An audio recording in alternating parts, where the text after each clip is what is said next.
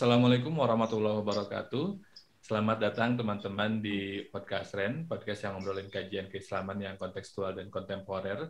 Dan di program Faith and Pandemic ini, saya akan ngobrol dengan founder One Youth Challenge, Mbak Basma Nafisa. Dan One Youth Challenge ini adalah salah satu inisiatif yang menarik, yang kemudian berusaha merespon keterbatasan dan pembatasan akibat pandemi tanpa kemudian mengurangi kekhidmatan dan kekhusyuan dalam melaksanakan atau dalam konteks ini mentadarusi Al-Quran. Assalamualaikum Mbak Basma. Waalaikumsalam. Terima kasih Ustaz sudah sudah diizinkan. Ya, sudah diajak podcast, dan ini agak minder, bisa dibilang agak minder, grogi pertama kalinya. Saya justru malah senang karena kemarin ketika diminta untuk baca doa khatam ya, saya tertarik itu untuk ngobrol lebih lanjut karena dari segi inisiatif ini sangat luar biasa gitu, sangat keren. Jadi pengen nanya nih ke Mbak Basma, sebetulnya ide yang pertama kali melatar belakangi kawan-kawan di sana untuk menginisiasi One Youth Challenge itu seperti apa sih Mbak? Boleh diceritakan? Assalamualaikum warahmatullahi wabarakatuh. Waalaikumsalam.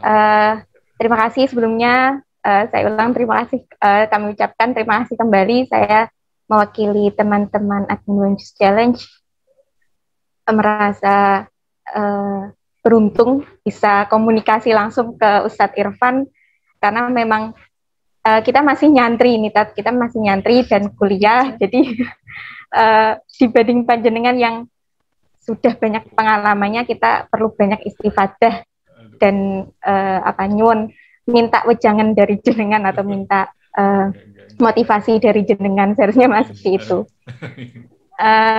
Ya, terkait One Youth Challenge itu sendiri, ini sebenarnya memang suatu program yang tidak terencanakan. Ini itu inisiatif saya bersama teman-teman yang satu kamar. Jadi waktu itu sejak 30 Maret 2020 itu awal pandemi mulai ramai. Jadi di media juga ramai, dan itu kan awal-awal lockdown juga kan, itu kan awal-awal lockdown. Dan kalau dilihat di media itu banyak sekali hashtag, banyak sekali gerakan, banyak sekali juga challenge yang menampakkan bahwa sepertinya itu masyarakat itu gabut, mungkin ya, gabut atau butuh namanya kegiatan baru, yang awalnya kegiatan mereka itu di luar itu banyak, sekarang harus dibatasi di rumah itu sendiri. Nah, kebetulan juga kami dalam satu asrama itu biasanya setiap minggunya mengadakan khataman. Jadi dalam satu sisi kita melihat ada pandemi ini, itu kalau dari kami bersama teman-teman asrama itu biasanya ada khataman setiap minggunya. Baik itu sebagai bentuk ikhtiar diri sendiri, juga sebagai bentuk doa kepada masyayikh atau guru-guru kita, itu seperti itu. Dan kebetulan juga waktu itu dalam waktu yang sama, kami madrasah yang dulunya kami itu lulusan dari sana itu juga mengadakan khataman haul masyayikh, yang sebelum hari hanya itu mengadakan khataman sampai 300 khataman. 300 khataman itu diikuti oleh sebagian alumni. Nah, kita berpikir kalau sebagian alumni saja ini bisa mengadakan hal itu banyaknya, bagaimana dengan masyarakat Indonesia gitu? Nah, apalagi kita dihadapkan dengan situasi yang seperti ini. Nah, jadi juga dalam satu sisi kita sebagai manusia yang menghamba itu kan harus ada keseimbangan, kita acuh terhadap pandemi ini, kita acuh saja itu tidak begitu rasional. Yang penting kita di rumah aja, yang penting kita taat prokes saja, tidak seperti itu, tapi kita juga tetap menyeimbangkan antara unsur vertikal dan horizontalnya antara kita meyakini bahwa ini merupakan suatu takdir atau ujian dari Allah, tapi kita juga tetap berusaha secara zahir. Mungkin itu awal mula dari terbentuknya One Juice Challenge itu sendiri. Jadi memang gerakan teman-teman seasrama saja gitu. Jadi tidak ada tidak tersistem waktu itu. Tidak terkonsep sebelumnya. Berarti kalau gitu pas di awal pembentukan itu kegiatannya sifatnya offline ya, yang ada di sekitar di asrama gitu ya? Kalau bukan Kat, kalau One Juice Challenge itu sendiri kita sudah mulai secara itu tadi lewat pembagiannya lewat grup WhatsApp. Ya, lewat grup WhatsApp kita membuat undangan via chat, kita share ke teman-teman kayak gitu. Terus mereka pada bergabung. Awalnya ya yang bergabung hanya sekitar sini saja, sekitar pesantren-pesantren sini saja. Tapi lama-kelamaan itu semakin banyak. Dan itu memang, kok ngomong ini aja hanya sengaja, tapi kok ternyata peminatnya itu juga banyak. Berarti sejauh ini ya, ada berapa banyak? Mbak, ada berapa banyak yang ikutan? Kita sampai 7 grup WhatsApp. Yang satu grup WhatsApp itu ada pesertanya maksimal dalam satu grup itu ada 257.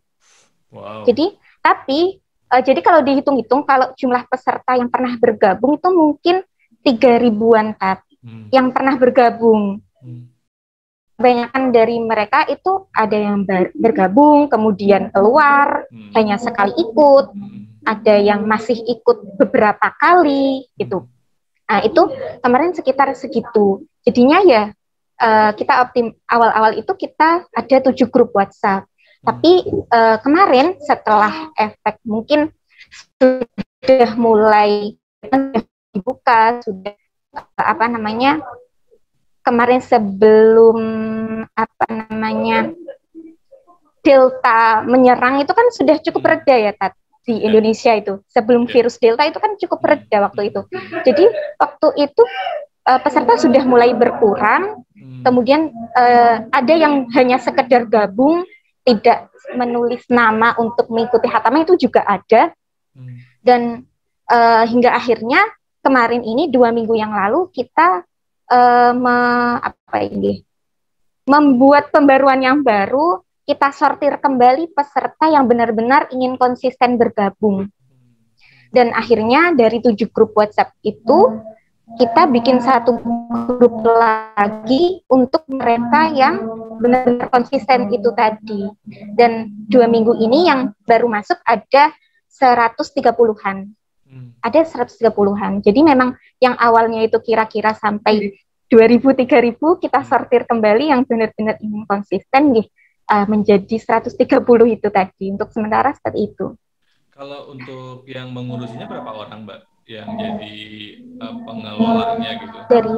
Karena kan pasti ribet kan mengurusi sekian banyak orang secara online gitu, kemudian membagi judnya itu seperti apa?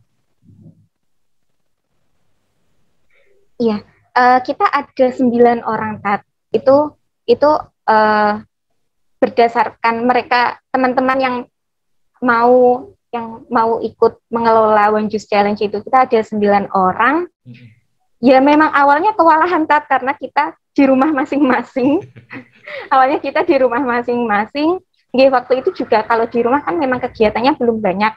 Tapi beberapa bulan kemudian, itu kan sebelum Syawal. Setelah Syawal kita kembali ke pesantren, kita kembali ke aktivitas yang semula, itu bisa dibilang memang kewalahan waktu itu.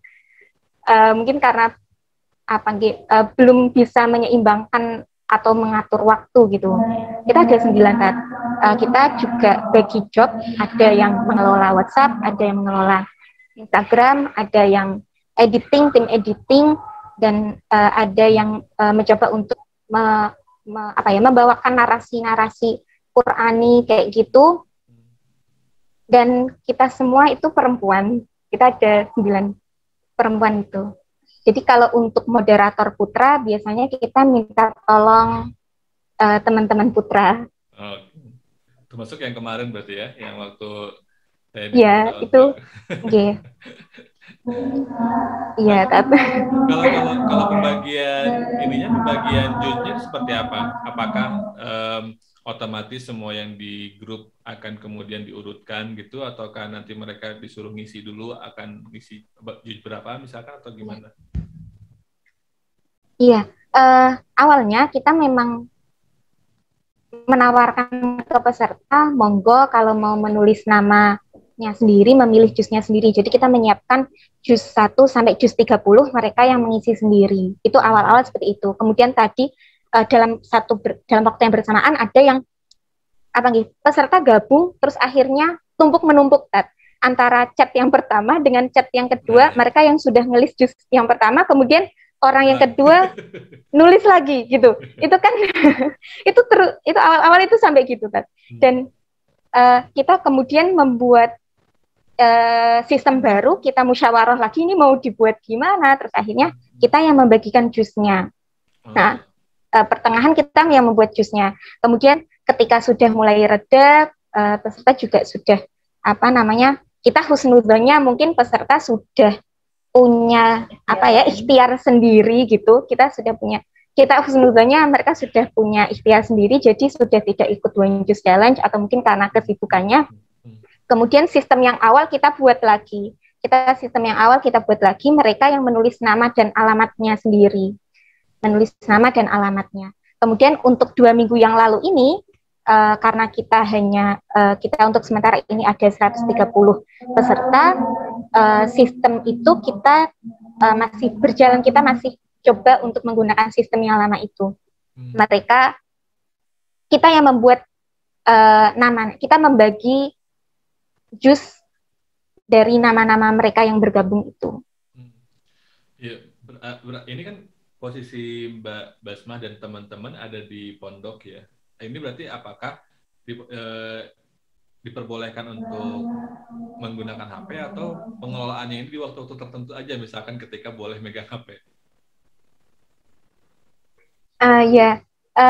Kebetulan kita itu pesantren yang memang disetarakan dengan perguruan tinggi, Jadi kami semua itu diperbolehkan menggunakan HP memang. Dan kalau jurusannya apakah berhubungan dengan Al-Quran, ilmu Al-Quran misalkan kayak tafsir dan seterusnya, ataukah beda-beda? Ya, kita di Ma'had Alita khusus fikih usul fikih. Wow. Iya. Ngeri. Jadi makanya dari itu dalam kegiatan ini kedepannya kita memang menginginkan tidak hanya mengajak khataman bersama, tapi kita juga ingin membawakan narasi-narasi Qur'ani yang berbasis turos, yang berbasis kitab kuning, dan menonjolkan sisi kemoderasian kita gitu. Sejauh ini ya mohon doanya saja. Ini udah keren sih inisiatifnya. Yang saya suka itu yang bagi saya menarik adalah ide untuk membuat doa khotamannya itu melalui Instagram Live. Nah, ini boleh diceritakan nggak kenapa kemudian Instagram Live yang dipilih gitu? Padahal kan ya secara biasanya gitu ya, yang standarnya dalam tanda kutip, kayaknya saya belum tahu sih ada yang bikin grup untuk pengajian bareng, tadarus, kemudian khatamannya ada sesi live bareng gitu, entah itu yang live orang lain bisa nonton ataupun yang hanya teman-teman yang tadarusannya. Ini idenya dari mana nih, Mbak? Kalau ya itu tadi berdasarkan musyawarah kita sendiri. Tapi kalau memang pembagian juz lewat WA, itu memang kebiasaan kami untuk membagikan juz itu memang lewat WA. Tapi untuk mengadakan doa khataman via live streaming Instagram, ya itu tadi karena memang awalnya itu gimana caranya biar masyarakat Indonesia itu mengikuti ikhtiar ini, sehingga awalnya memang nggak ada doa hataman bersama memang. Waktu itu ada peserta, gimana ini doa hatamannya gitu kan. Terus, oh iya, gimana ini? Terus kita musyawarah lagi via chat grup itu. Kita musyawarah, yaudah kita bikin Instagram saja, mencoba untuk mengundang beberapa tokoh pesantren atau tokoh-tokoh yang bisa memberikan pengaruh kepada masyarakat. Hingga akhirnya ada kegiatan doa khataman dan sharing-sharing bersama itu. Kalau sejauh ini yang ikut serta, apakah akhirnya masih di seputaran lingkungan teman-teman sendiri, ataukah sudah ada yang secara latar belakang pendidikan dan latar belakang keilmuan sudah berbeda gitu istilahnya sejauh ini? Untuk peserta, karena peserta itu umum, yang kami tahu untuk daerahnya itu memang sudah tersebar di Jawa Timur ada, Jawa Tengah ada, di Jawa Barat ada, di Jakarta ada, di luar Jawa juga ada, kemudian juga ada mahasiswa-mahasiswi yang berada di luar negeri itu juga pernah yang ikut ada. Jadi kalau kita lihat ya memang secara umum, tapi memang mayoritas itu anak muda, mayoritas memang anak muda, ada yang kebanyakan memang mereka yang menginginkan untuk murojaah, mengingatkan dirinya untuk mengaji, untuk istiqomah, murojaah seperti itu. Tapi ada juga yang tidak hanya anak muda, ada yang orang tua mungkin 40-an itu juga pernah yang ikut bergabung. Kami coba selidiki, ternyata memang waktu itu pada posisi lockdown di rumah atau dalam keluarganya itu sedang tertimpa, mungkin salah satu anggota keluarganya terkena COVID waktu itu. Jadi mungkin sebagai bentuk penenangan diri ya untuk mengikuti kegiatan ikhtiar ini. Mengingat bahwa ini semoga saja bisa jadi wasilah bil amal as-solihah, sehingga bisa sehingga ya pandemi ini bisa semakin lama semakin mereda. Iya. Menjadikan Al-Quran dan proses kita membaca gitu secara bersama-sama walaupun nggak duduk berbarengan secara fisik sebagai wasilah ketenangan dan obat, baik yang secara fisik maupun yang secara spiritual gitu ya. Kalau dari segi kesulitan atau tantangan sejauh ini yang paling berat apa, Mbak? Kalau tantangan mungkin ya untuk dari admin sendiri itu memang karena itu tadi yang awalnya untuk tahun ini dulu kami satu kamar itu sekarang sudah beda tempat. Jadi untuk waktu duduk bersama, bermusyawarah bersama itu kadang memang kita sendiri saja itu butuh waktu yang pas gitu.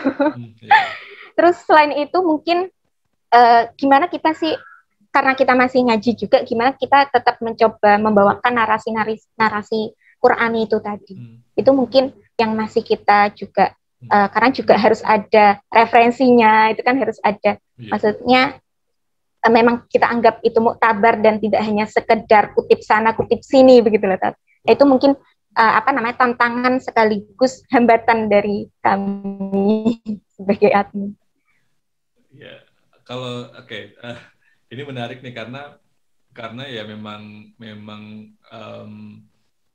memperkaya narasi keislaman yang sifatnya moderat gitu di internet kan, ini memang jadi concern lumayan banyak pihak gitu selama beberapa tahun belakangan, dengan pendekatan yang macam-macam juga yang beda-beda, dan One Jalan ini menurut saya juga salah satu pendekatan untuk mengajak, untuk mengingatkan terhadap narasi Qur'ani tadi itu dengan cara yang menarik dan tidak biasa. Jadi pertanyaan terakhir Mbak Basma, kalau dari segi One Jalan sendiri, program terdekat adakah program istilahnya mungkin ada ide baru atau program baru yang relevan dengan apa yang sudah dikerjakan sekarang yang akan dikerjakan, Mbak? Oh ya, memang untuk dalam waktu dekat ini kita akan mengadakan khataman akbar. Kemarin itu kita juga mendapatkan tawaran salah satu instansi, bukan instansi kami, tapi memang di lingkungan kami mereka mengajak khataman akbar. Jadi insya Allah 2 minggu lagi ini kita akan mengadakan khataman akbar. Dan selain itu untuk program baru, karena kita kemarin juga mengevaluasi One Juice Challenge sendiri, dia ada beberapa hal yang kita perbarui. Itu mungkin bagi peserta silahkan untuk mengirimkan nama keluarga yang ingin dikirimi doa atau nama ahli kubur yang ingin dikirimi doa. Itu itu yang baru kami lakukan 2 minggu kemarin itu.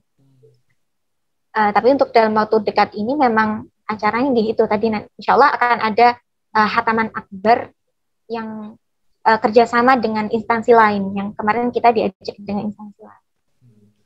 Wah, luar biasa nih. Ini teman-teman kalau ada yang mau ikutan untuk tadarus bersama-sama di tempat masing-masing, itu teman-teman bisa cek Instagramnya One Juice Challenge. Teman-teman bisa kalau bisa cek ada link untuk kemudian bergabung. Videonya, ya ada link. Ya, terima kasih Mbak Basma atas waktunya. Iya benar, terima kasih. Terima kasih juga Tat. terus berkembang dan membawa kebaikan bersama. Terima kasih teman-teman, itu dia. Amin, doanya saja. Ya, terima kasih. Teman-teman, itu dia diskusi saya dengan Mbak Basma Nafisa, founder dari One Juice Challenge. Terima kasih. Wassalamualaikum warahmatullahi wabarakatuh.